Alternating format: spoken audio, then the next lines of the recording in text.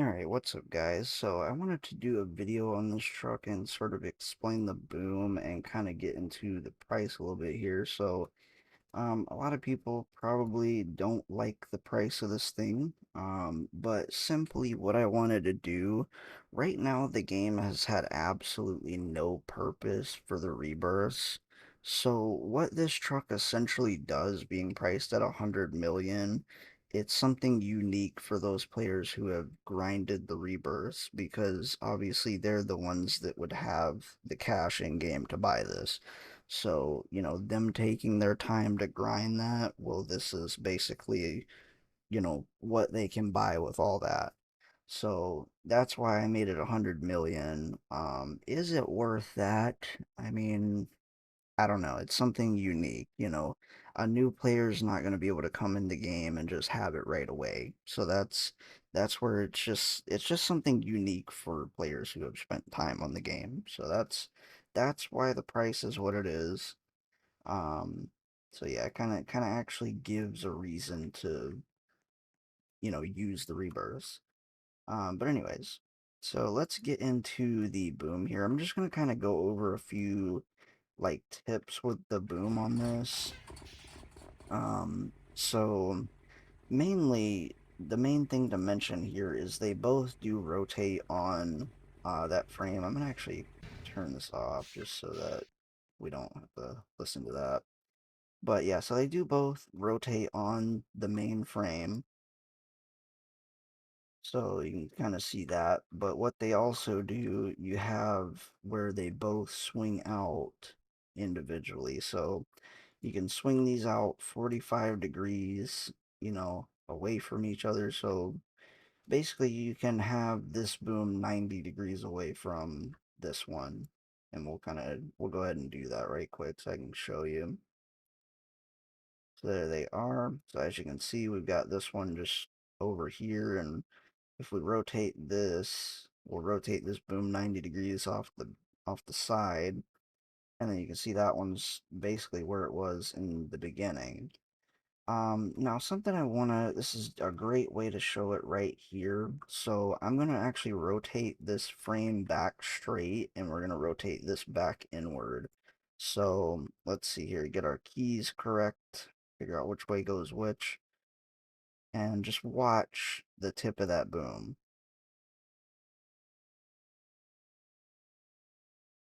All right, we've hit the maximum. Now we're gonna go the opposite way and just watch the end of that boom. That way you kind of understand what we're looking at here. All right, and we've hit the end.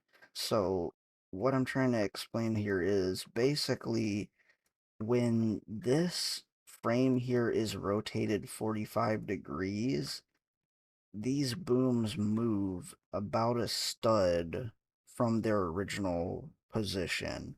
So, for example, if you're trying to get the absolute, like, most reach off the rear, what you do is rotate that frame to where it's like 45 degrees, or you can even go more, and it kind of even gets you farther out. But if you're trying to reach as far as you can off the back, this is basically what you want to do with the main frame and then one of the booms. Obviously, this could be rotated that way and it'd be the other boom.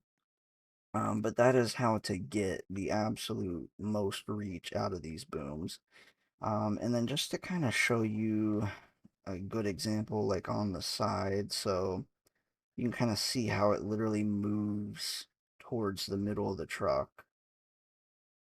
So it's something good to know for if you're in a tight situation and you, for whatever reason, really need just an extra like stud of reach for whatever reason.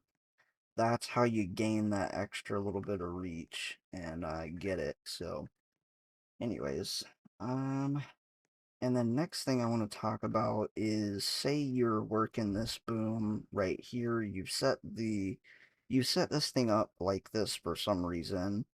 But let's say that you need to uh get the red and yellow boom over to your white and blue.